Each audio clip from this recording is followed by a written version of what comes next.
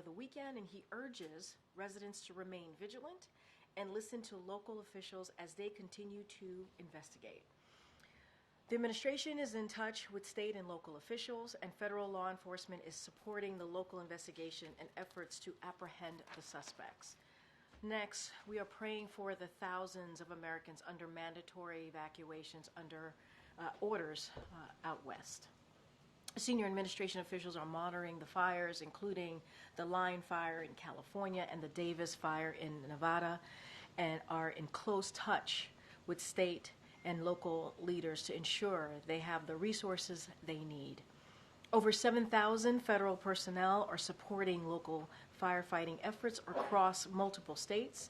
Residents in the affected areas should remain vigilant and heed the warnings of local officials, especially those who have been ordered to evacuate.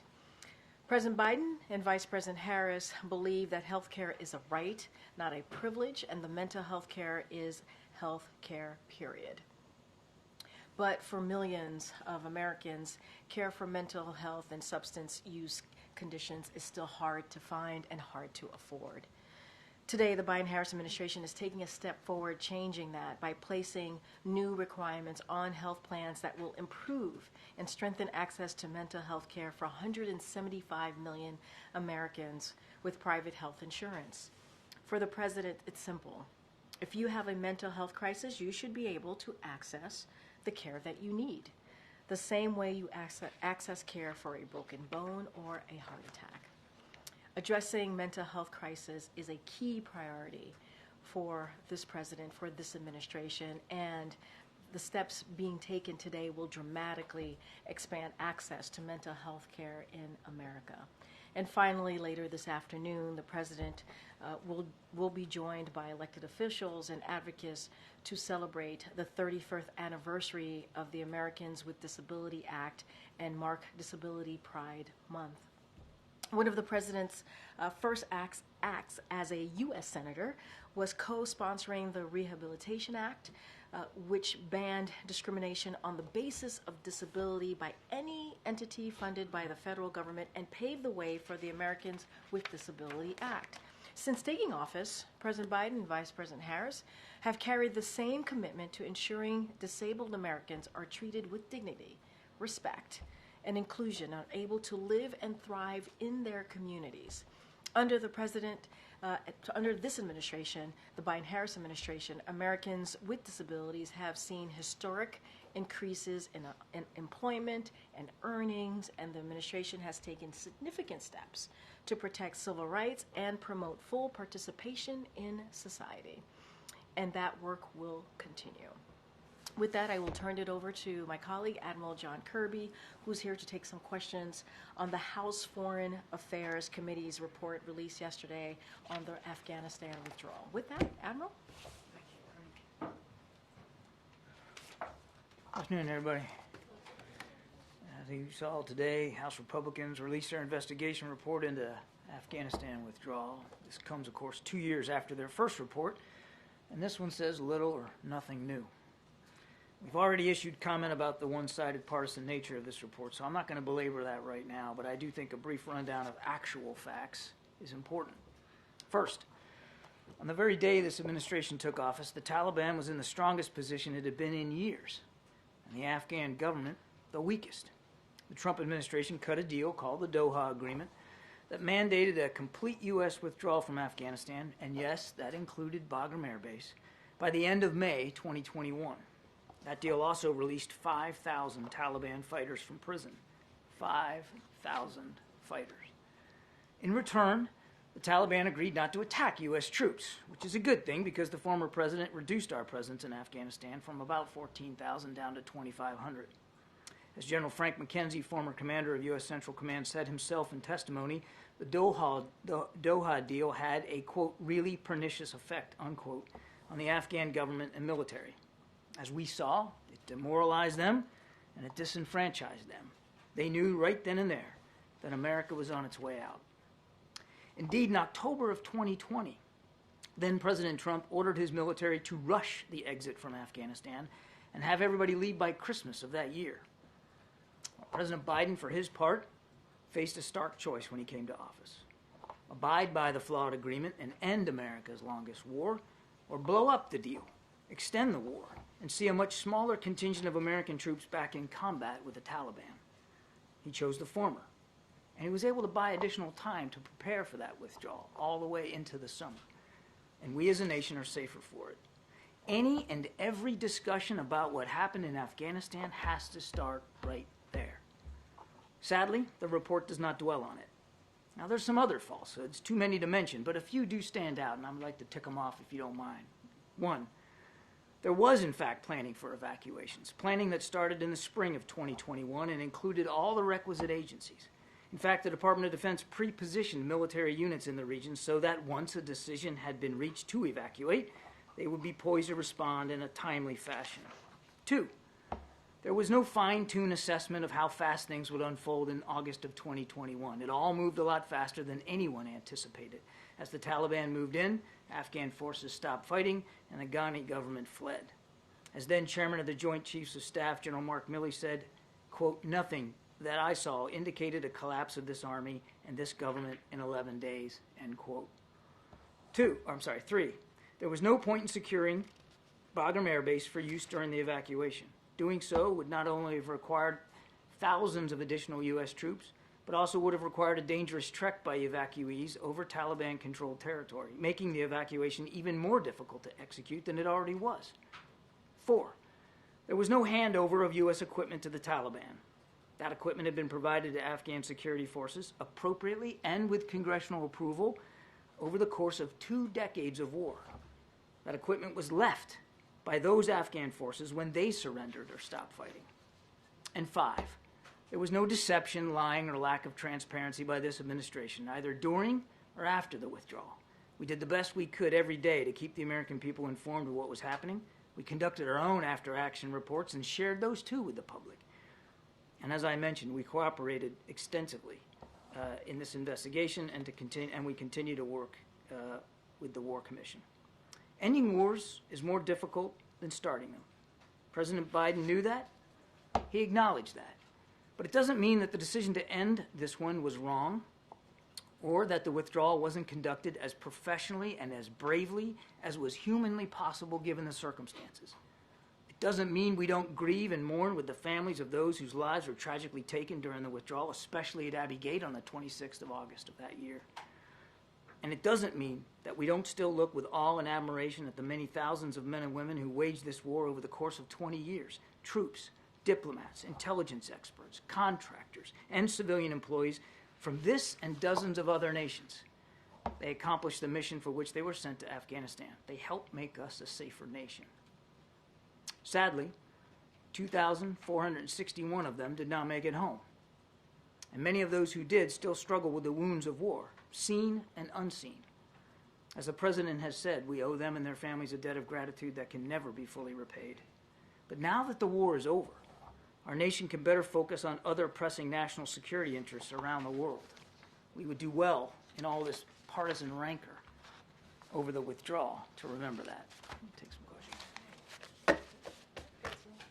Thanks, Admiral. It's been reported that Iran has sent short-range ballistic missiles to Russia for use in Ukraine. Can you confirm that this transfer happened, and how concerning is this? I cannot confirm the reports that the transfer has happened, but I would point you to what we've said in the past, that any such provision of that kind of technology would not only have a deleterious effect on the Ukrainians' ability to continue to defend themselves, and certainly on the lives and livelihoods of Ukrainians, but could, depending on what the deal, how it's consummated, have equally deleterious effects on the Middle East.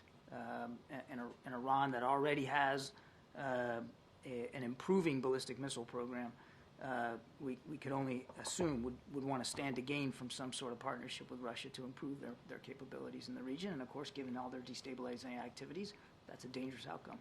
And is the White House prepared to increase pressure on Netanyahu to accept a ceasefire deal, potentially doing something similar as the United Kingdom in terms of withholding more weapons? I can't think of anything we haven't put more pressure on ourselves on than to try to get this deal. And we still, I think I just drew on myself. I think we we know how urgent this is, and we're working night and day to try to see if we can get a deal in place. Hamas is the main obstacle to this right now. Thanks, Admiral. A couple of things. Firstly, on Afghanistan, so would you argue that the withdrawal is a success, or do you admit that there were failings involved in that? I point you to the after-action report, where I think we've been very clear about the planning efforts and the execution of the plan. No plan of any operation whatsoever ever goes exactly according to the dictates by which you laid it out. Clearly, there were moments of great violence, and there were moments of mission execution that didn't go exactly the way we wanted it to go. I mean, nobody's walked away from that. But in the main, we were able to get 120,000 some odd folks out of there safely, with an airplane taken off about once every hour. And again, we've laid it all out in an after-action report that the State Department did, that the Department of Defense did, that we did here. And sorry, just very briefly on the point about Keir Starmer's visit and Gaza. I mean, is the president going to be pressing Prime Minister Starmer to perhaps reverse his decision on the arms sales, or conversely, might he be seeking some advice about about how the U.S. might do that? We're looking forward to the visit. There's an awful lot to discuss. I think you can expect the Prime Minister and the President to talk about what's going on in Ukraine, what's talking about the Middle East, even in the Indo-Pacific. This isn't about twisting arms or trying to change minds. The British government has made their determination about arms provisions to Israel. We respect that. That's for them to speak to. This is about how we move together as principal allies and good friends on a range of foreign policy issues. And I think it's fair to say that that as part of this meeting on Friday, it will focus heavily on an extended agenda of foreign policy issues, expanded agenda. Thanks, Karine. Admiral, there have been requests, or there have been signals from congressional Republicans they'd like to continue this investigation into what happened in Afghanistan. Has the White House received any more requests for people to testify? Would they entertain them? I'm not aware of any additional requests for more testimony. Has anyone from the White House or the broader administration been invited to tomorrow's gold medal ceremony for the families of the 13 service members? There will be quite a few from the Department of Defense, both in terms of active duty admirals and generals and civilian political appointees in high leadership positions that'll be there. And going back to sort of accountability and after action, was anyone ever held accountable by the president directly for what happened with the withdrawal in Afghanistan? And if not, remind the audience why not. We have all held ourselves accountable for the progress of the withdrawal across the administration, and it was a true interagency effort to get those 120,000 people out and to make sure we removed our diplomats and our military personnel safely. As I said, Ed, not everything went according to plan. Nothing ever does. And we mourn the loss of those 13 lives at Abbey Gate every single day here. Their sacrifice is not forgotten. But again, we hold ourselves all accountable for that. One other part of the world, because there's been some movement regarding Venezuela just in the last day. The opposition candidate, Mundo Gonzalez, is now in Spain seeking, or expected to be granted political asylum. There's been a lot written and reported in the last few days about what the administration may or may not be trying to do to get Maduro to leave by the end of the year, before his next term would begin, even though the U.S. and others don't necessarily think he has. What is the latest on what the U.S. is trying to do, and would they ever help Gonzalez come back to Venezuela? I don't get into hypotheticals one way or another about Mr. Gonzalez and what his future might be. He wouldn't have had to seek political asylum if he wasn't accused of trumped-up, ridiculous charges and forced in that manner to flee his own country. What needs to happen next is Mr. Maduro needs to heed the call of the international community and, quite frankly, the Venezuelan people, and release the data so that the whole world can see what the Venezuelan people, who they voted for, and that their democratic aspirations are met. We have in the past, you've seen, levied sanctions against Mr. Maduro and his regime. I don't have any announcements today, but I can tell you we're constantly looking at what our options could be going forward, depending on the decisions that Maduro makes. And does the White House anticipate any surge in illegal border crossings or attempts to do so because of the instability in Venezuela. Haven't seen that play out. I mean, obviously, we'll watch this as closely as we can. As you well know, the numbers at the southern border have reduced and reduced significantly in the past months, but have not seen any indications of a surge coming out of Venezuela. John, China said that they'll be holding joint naval air drills with Russia starting this month. What's the level of concern from the administration that these two countries are cooperating? Is this a sign of deepening cooperation? I think it is, sure. We've been watching this defense relationship grow and deepen over the last couple of years to include the exercise of their militaries in both air, at sea, even on the ground. So we'll watch it like we watch all exercises, but I don't. These are two nations that don't have a long history of working well together. Certainly not militarily. These are two nations that don't necessarily fully trust one another in the region or beyond, around the world. So I see no reason for us to change our own military posture or deterrent posture as a result of this exercise. This is a long planned exercise. It's a part of their regimen. So we'll watch it and monitor, but there's no dramatic imminent concern about it. All right, just a couple more. Go ahead. Thank you, John. Firstly, on China, there are a raft of bills up for vote in Congress this week that have to do with keeping China from accessing Inflation Reduction Act funding, that limit their EV market, that try to counter their influence on culture. Are these things that the administration supports? And do we expect to see these carried through in the Harris administration? Well, let's see where it goes. I don't like to talk about draft legislation one way or the other. Okay. Well, let's talk about Afghanistan then. Chairman McCall drew a direct line and countered something you just said, which is you said they helped make us a safer nation. He believes that the withdrawal from Afghanistan. Right, Jackie. Do you need a minute? He argues that the withdrawal from Afghanistan has in fact made the United States more susceptible to terrorism because of those prisoners released from Bagram.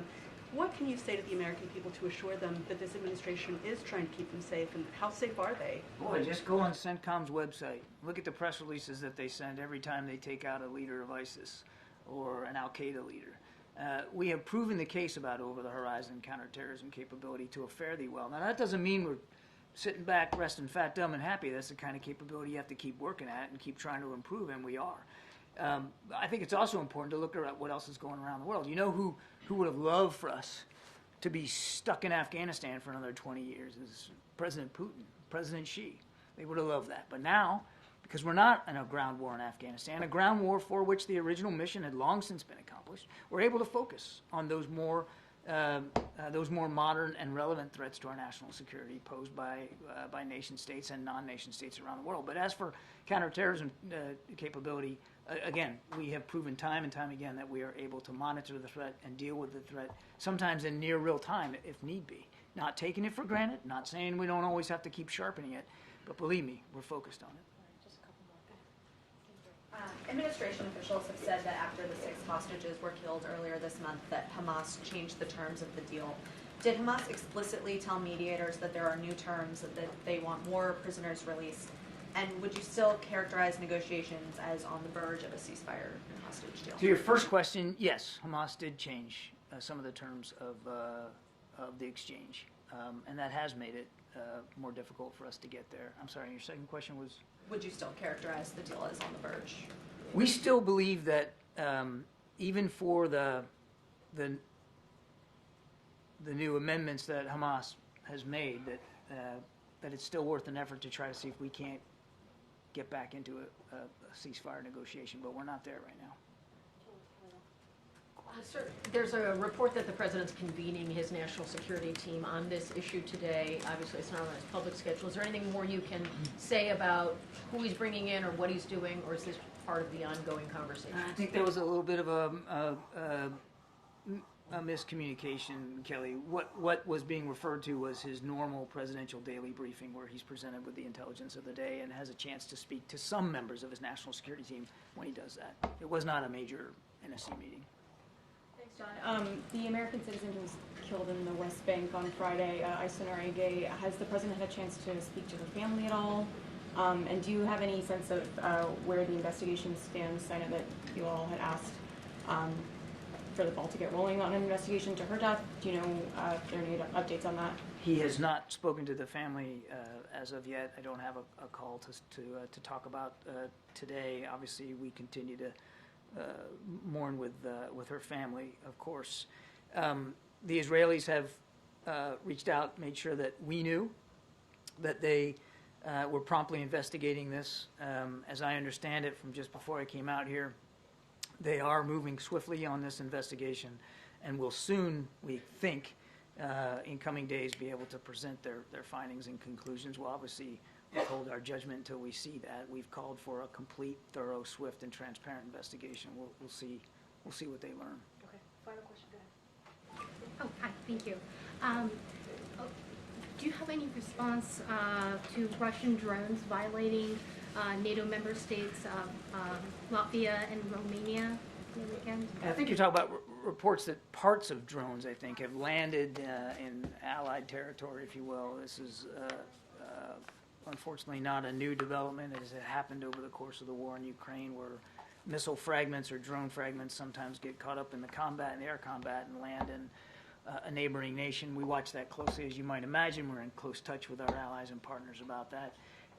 But it just underscores the danger that Mr. Putin's war in Ukraine has now caused to the whole European continent, and the fact that the security landscape has changed, not is changing, not will change, but actually has changed, which is why we're doing everything we can to make sure Ukraine can defend itself. All right, thank you so much, Admiral. Thank you. Thanks, John. Thank you, guys. Okay, all right. Hi, Chris. It's been a while. It actually has been a while, right? It actually has. All right. Question, first of all, on the war in Gaza. The UN Secretary General said the UN was willing to monitor any ceasefire deal. Is this something the White House is interested in, perhaps taking them up on that offer? Say that one more time. The UN Secretary General said the UN would monitor any ceasefire deal. Is the White House interested in taking them up on that offer? Look, as you know, there is, and the Admiral just spoke to this as well, we're continuing to have those conversations. We continue to want to make sure, right, that we get these hostages home. We want to make sure that we have an end to this war. That's what the President has said. And so we are pursuing certainly all efforts, is something that the President said, to secure a deal that would release, again, the hostages that are being held by Hamas. We cannot forget that the murder of the 6 hostages by Hamas and has actually put us in a place where this is incredibly, even the urgency is even more clear, right? And the new demands they've made have called into questions, right? Hamas's readiness to do any deal at all, and the sincerity of the negotiations. And that's what we see. So, even though we're hearing that, we want to continue to talk about the next steps with our co-mediators. This is Egypt and Qatar, and that's what we're doing. That's the focus. That's what the President believes in order. The best path forward is to get this hostage deal, and that's what the President wants to see. The Vice President is preparing for a debate tomorrow night with Donald Trump. Has the President spoken to the Vice President about the upcoming debate? Yeah. And also, does he plan to watch it tomorrow night? So I can say, and I think I confirmed this last week in either a gaggle or at the briefing, which is that the President is going to watch the debate. He's looking forward to watching the debate.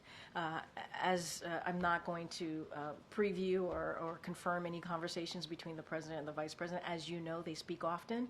The President is incredibly proud of the Vice President. I just don't have anything to share beyond that, but he will be watching. We'll be watching in New York. Yeah, what is he watching for? I'm not going to get into details, but he'll be watching. He'll be obviously supporting the Vice President in her debate. I just don't have anything else to add to that. Thank you.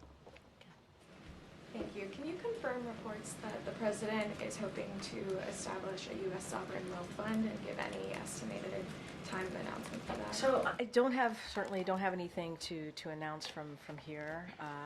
But look, the President has worked to unlock investments here at home and abroad that benefit our economy, right? The economy and also our national security. That is something that the President has worked to do in the past 3.5 years. I just don't have anything to announce at this time. Thank you. With Congress back today, can you just give us the broad White House view on the state of government funding negotiations? And obviously you issued the veto threat on the House Republicans' proposal, but with that dead on arrival in the Senate. So a couple of things. I think the SAP went out, so certainly would direct you to that. That came out of this administration. But with the end of the fiscal year rapidly approaching, obviously by the end of this month in September, Congress needs to pass a short-term continuing resolution to provide more time to pass full-year funding bills. We urge Congress to do this quickly, to pass this quickly, to keep the government open. It is really easy. It's like their number one job. They know how to do this, to keep the government open and provide that emergency funding for disaster needs. I just talked about that at the top, about the needs that we're having just right now out west, as they have done on a bipartisan basis. They've done this before, many times in the past. They need to get this done. The proposal from House Republicans is not a solution. It's just not.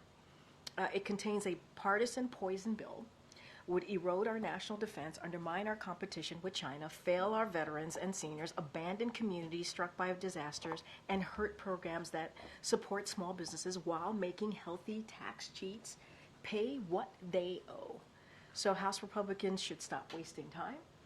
I've said this many times before, repeat it at this podium, and to do their jobs for the American people by keeping the government open. It is a simple job. It's their number one job as Congress, is to keep the government open, and we believe it should be with a short-term CR. Okay, Selena. On that point about government funding, how is the White House engaging with the Hill on this, and does the President have any plans to meet with congressional leaders in the coming days? So I'll take the first question. OMB, Leg Affairs Office, are in close touch with House and Senate leadership on the need to pass a short-term CR to keep the government open. And I laid out what it would do if we didn't, and what it would erode, example, for our national security, as we just had the National Security Council rep here. We're coordinating with Democratic leadership on the best path forward for a short-term CR. And so this is something that, again, they need to do right away. They've done it before, many times before, in a bipartisan way. It is their number one job. Again, OMB and our Leg Affairs Office. And to your second question, the President speaks regularly with congressional leaders and gets updated regularly as well from his staff. And Congress knows how to do this. They do. They know how to do this. This is the most basic thing, most basic part of their job, is to keep the government open. So they know this. They don't need to hear from the President on this directly. They know this. They know this. And they can do it in a bipartisan way, as they have in the past. And on the debate, when's the last time that President Biden spoke to Vice President Harris, and do they plan to speak again before she takes the stage tomorrow night? And just anything you can share about the advice or words of encouragement, or just what those conversations have been like. I'm not gonna detail any private conversation that the President and the Vice President has, whether it's debate or not debate. It's not something that I'm gonna do at all. But I don't have a readout of the last conversation that they've had. What I can say is that he'll be watching. He supports, obviously, the Vice President, is very proud of her, and I just don't have anything else to add. And will the President be watching with staff or his family tomorrow night? The President will definitely be watching. I know I will. I know you all will. I don't have anything beyond that. Yeah, Jackie. Thank you, Karine. Sure. 31% Good job, Len. Thank you. It had wings and now it's dead. 31% of I killed a bug. You're welcome. It was very anyway. It was very dramatic. I know, and the job was done. The job was indeed done. Thank you. You got the job done, for sure. You. 31% of registered voters said in a New York Times Siena poll that they still need to learn more about Vice President Harris. So why is she spending so much time trying to define Trump and link him to Project 2025 rather than define herself? I mean, look, those questions, obviously, those are campaign questions. You would have to ask the campaign, and that is for them to speak to. And what I will say is, what I can say is that as far as contrast, the contrast can't be more clear. It couldn't be more clear. If you think about 4 years ago, America was reeling. It was reeling. In a once-in-a-generation pandemic, it was isolated from the world stage. Crime was up. The middle class was sidelined. We saw an insurrection an insurrection on January 6th in 2021 that the former president led. And so, and you think about today, where we are today, 3.5 years later, we're leading the strongest economy in the world. You hear the comeback stories in places like Milwaukee, to Dayton, to Scranton, Pennsylvania. And so we have done what people said we couldn't do, which is turn the economy around, turn the country around, be a leader on the world stage. And I think it's important for Americans to know and to be reminded where we were and where we are. And look, and the president certainly agrees with her. He agrees with her, her leadership, her policy decisions. He agrees with her when it comes to making sure that, we need to make sure that we stop Maganomics, right? When you think about the $4,000 tax hike on working Americans. You mentioned Project 2025. That's something Republicans support. Is a radical idea, a radical policy agenda that's going to do more harm to the American people. Trump has repeatedly disavowed it, distanced himself from it. I mean, and I said Republicans. That's something that Republicans support. So this is not anymore being cast as something that Trump embraces? Let me just get that straight. I mean, look, you asked me a couple things. You asked me about the contrast, why she continues to make the contrast. You have to talk to the campaign on her strategy and how they're moving forward. I laid out for you the contrast could not be more clear where we were when we walked into this administration, when the president walked into the administration, where we are today. And that's because of this leadership of this administration, the Biden-Harris administration.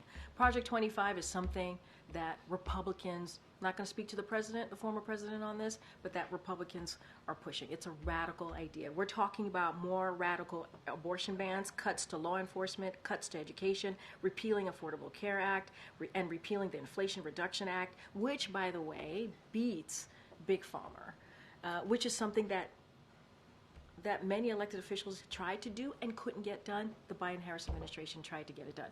That's what I can speak to, and that's just a reality. That's what's in that agenda. That's what Republicans are pushing, and that's what I can lay out for you. To the campaign, but the campaign's not holding regular briefings. They don't have a forum, a Q&A forum like we have here, and you're the spokesperson for the Biden-Harris administration. I literally just answered your question on why the contrast could be more clear. I just answered your question about Project 25 and what it's trying to do and what Republicans are supporting.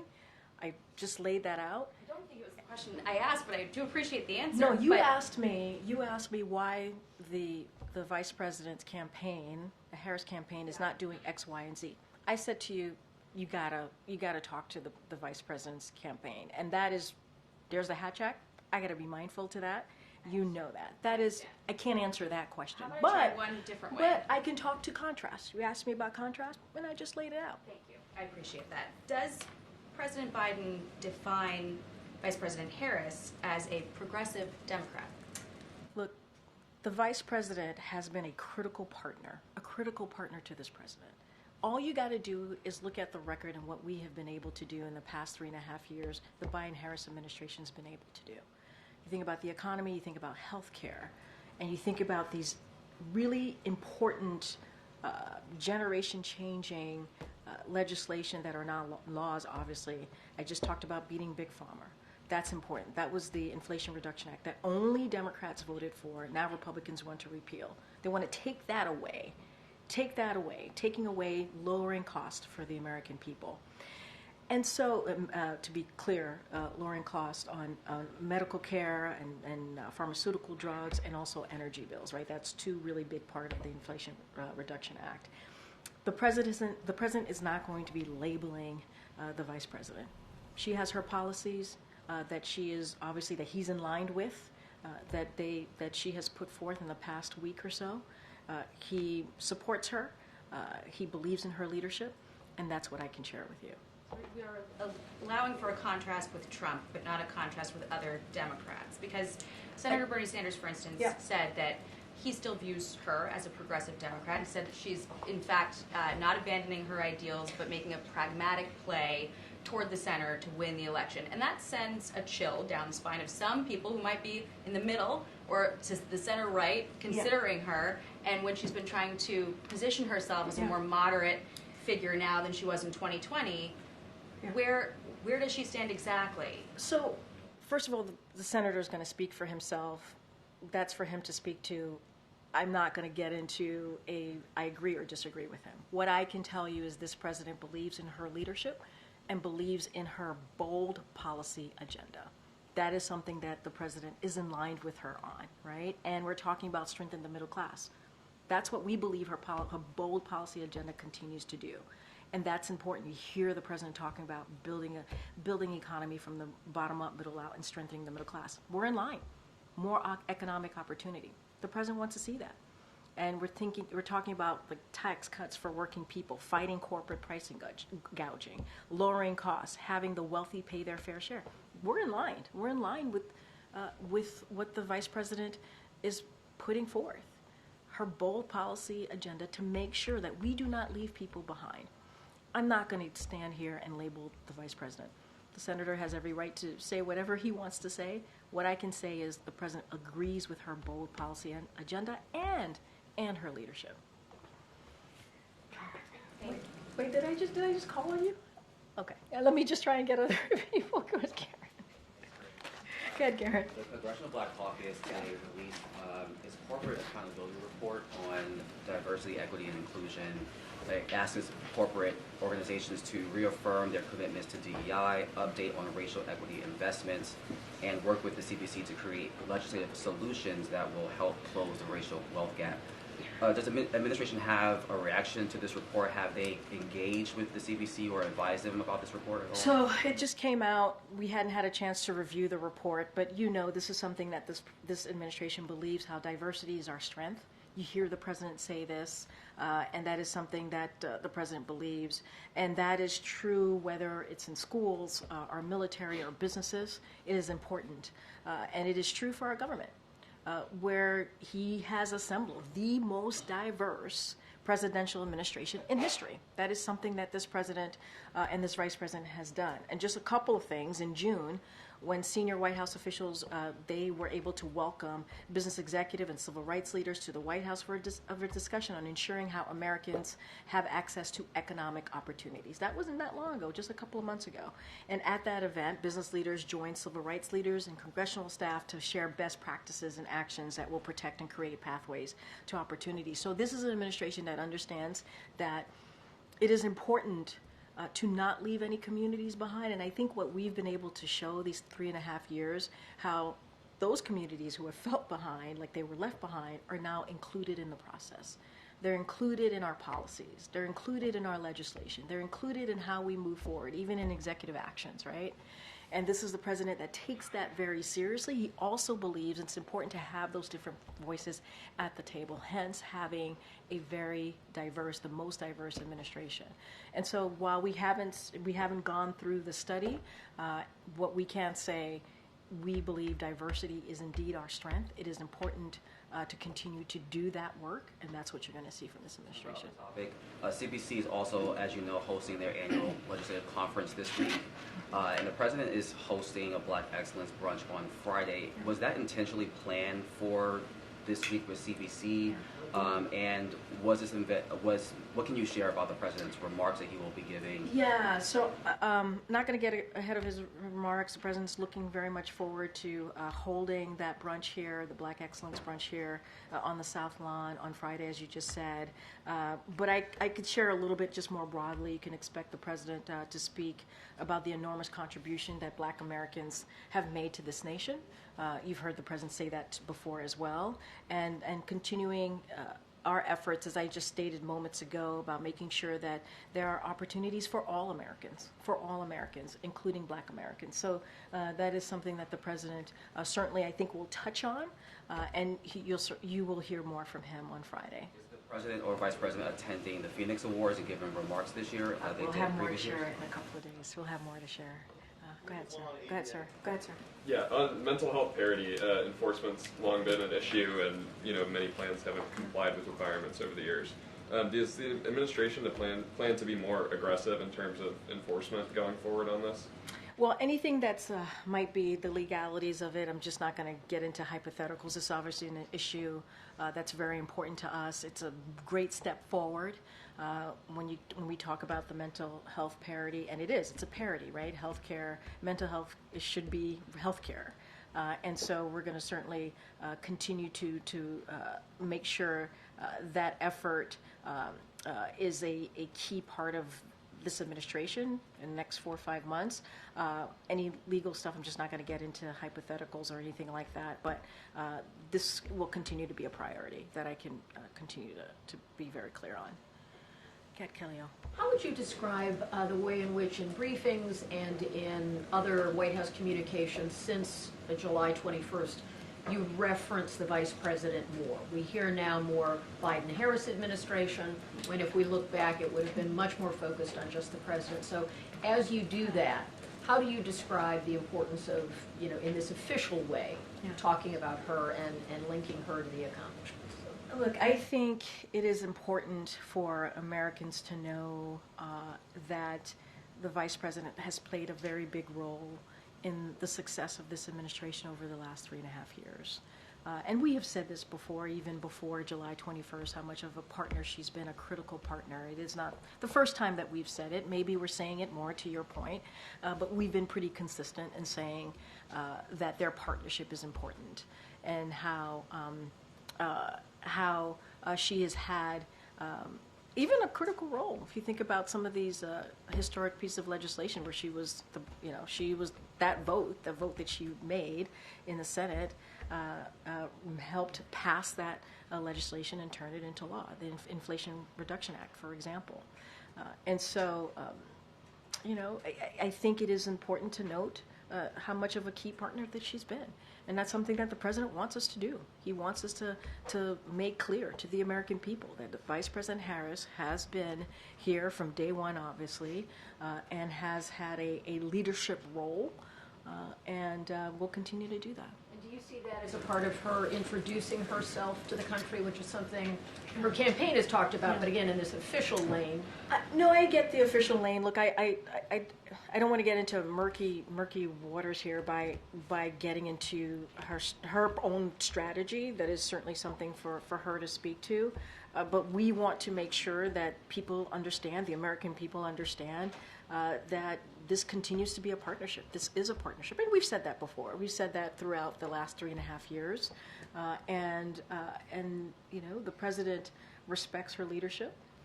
He respects her bold policy ideas, as I was speaking to Jackie about back and forth moments ago, and he supports that. And I think it's important for the American people to understand that, to be very clear. And that's one thing that we want to be very clear about from here. Go ahead, in the back. The Office of Management and Budget has asked federal agencies to start thinking about the transition, that regardless of where we are in a couple months and who wins, there's going to be some kind of transition. How are you all thinking about that? How is the president thinking about that, especially given, I know at the beginning of this administration, a frequent refrain from your office was we didn't have a lot of help during the transition from agencies within the government, people within the government. How are you all thinking about what you want that to look like? So let me just state this first so that folks who are watching understand, because I know you all understand this.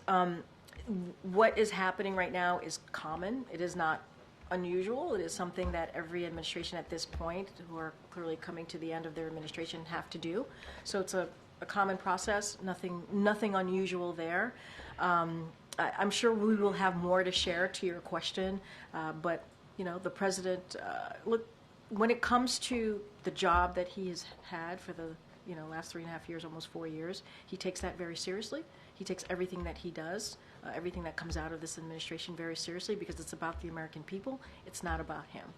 And in order to have a successful government, he has to have that leadership to make sure it's a successful government, right?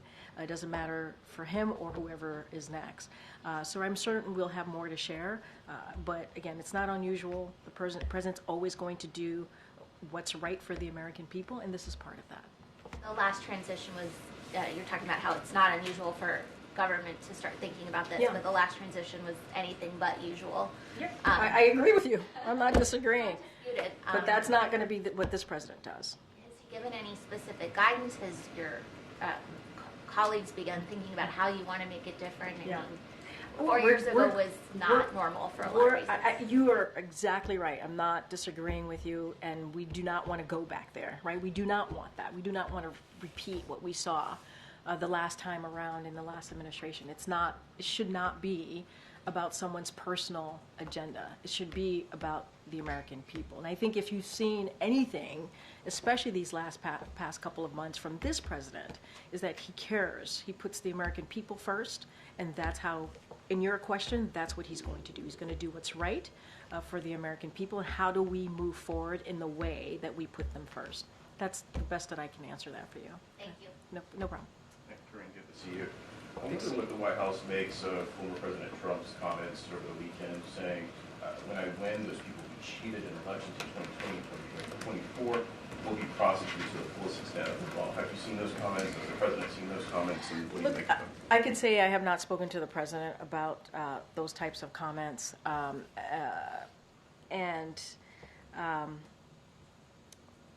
Look, and I want to be careful because obviously he's saying it as in his campaign capacity. But that type of rhetoric is dangerous. This is not who we are as a country. This is a democracy. And so that's what the president believes. That type of rhetoric is coming from, a former president, is dangerous. I mean, we saw what happened on January 6th in 2021. 2,000 people went to the Capitol. Some of your colleagues reported on this. Some of your colleagues were there. Law enforcement members were attacked. It was a dark day in our country because our democracy was attacked. And they went there because they were told that they should overturn an election, a free and fair election, where dozens of Republican judges said that it was indeed a free and fair election. And so that type of rhetoric is dangerous and unacceptable, and that is not what this president believes. Just a quick question on voters in particular. As the president makes some outreach to black lawmakers, I wonder if he's going to make some outreach to black voters specifically. You know, both campaigns are working to do that in states like Georgia. Yeah. And perhaps some of that economic message is getting lost with some black voters. If you talk to them, they have a different picture of the Trump economy than they do the Biden economy, so to speak. How's the president, the vice president going to talk directly to black voters about the economic issues at hand? So I got to be careful because you're asking me about a strategic play, a campaign play, when you're saying voters, black voters in particular, in your question here. So you would have to ask the campaign specifically on how they're going to do that, what their outreach is going to be. But in terms of the record and I hear the question, so I just have to be really clear. We respect Hatch Act, we respect the law here, so I can't speak to a strategy here, but it is what you have seen this president, this administration do, cabinet secretaries, this president, obviously the vice president in her official capacity, is that we try to go out there, right? We go out there, we meet the American people where they are. We talk about what we have done in this administration over 3.5 years. We talk about how we've been able to rebuild the economy. We talk about how we're leading the economy in the world, right? The strongest economy in the world. And it is not done by accident. It was not by accident. Right? It is because the president and Democrats in Congress, when you think about the American Rescue Plan, which helped turn things around, put checks in pockets, right? We're able to do that. Put shots in arms, right? So we can deal with a once-in-a-generation pandemic. It was not easy, but we were able to get this done. Now, do we understand that some Americans are not feeling that? Yeah, we get that. We understand. That's why the president is going to continue to talk about ways to lower cost. You saw the president and the vice president recently, a couple of weeks ago, or just last week, a couple of weeks ago, talk about how the drugs that are going to be lowered in cost because they were able to beat Big Pharma. And so now Medicare is able to do those negotiations. That matters. that matters to Americans. So we're just going to have to continue to talk about it, let Americans know. I can't speak to the campaign strategy. That's something that they'll speak to. But the president believes it's also his job to communicate directly with the American people and to let them know what we're doing. The economy, the health care, climate change, even on the world stage, and how we're being in our leadership and how we're leading in that way. And so, we're going to continue to do that, be out there. Recently, the U.S. identified the first case of H5N1 in a person that had no known animal contact. And I wonder if that changes the posture of the White House's pandemic office, or if there's any updates as to how the administration is tackling this outbreak. So look, we take all of this very, very seriously. So what we're going to continue to do is continue to monitor and help states where it's needed, right? Assist where it's needed. I don't have an update for you, but obviously our number one priority when it comes to the pandemic office and also other White House offices, and what we're trying to do here is we want to make sure that American people feel safe in communities out there, and so we're going to monitor it. I don't have an update for you here at this time, but we take this very, very seriously. I think we're going to start wrapping up. Go ahead, Ed. I know. Thanks. Karine, I'm going to ask you about jobs. So the Biden-Harris administration, the Biden-Harris administration has been touting manufacturing jobs for the past year. But the last jobs report showed that manufacturing lost 24,000 jobs, and the trend over the past 3 months has been a loss of 11,000 jobs per month on average in manufacturing. So why is it going the wrong direction? So look, we pay attention obviously to all these reports. What we also want to do, yes, we pay attention to reports, we pay attention to data, but we also want to make sure it's taken into context. And so we can't lose that as well. A couple of things, manufacturing investment has hit all-time highs for 6 consecutive quarters. That's important. Factory construction has more than doubled to an all-time high. And it takes time for factories to build and to be built, and also manufacturing jobs to be created. And so we've created over 1.6 million jobs in manufacturing and construction. So you got to put this all into context. And we've seen businesses invest more than $900 billion in manufacturing and clean energy. And one analyst said, and I quote them, "After years of inaction, America is now building factories at a rapid rate." And that is because of what we've been doing, which is investing in America. And there's always more work to be done, and that's something that you can see from this administration. So you need more time? Is there a time frame as to when those jobs will materialize? I don't have a time frame for you, but what I can say is we got to take them all into context, right? We do. Data is important. We pay attention to reports, but we can't miss what we've seen the last 6 months, right? Consecutive 6 months as well. We can't discount the investment that this administration has been able to make into manufacturing, right? We can't discount the 1.6 million jobs that have been created.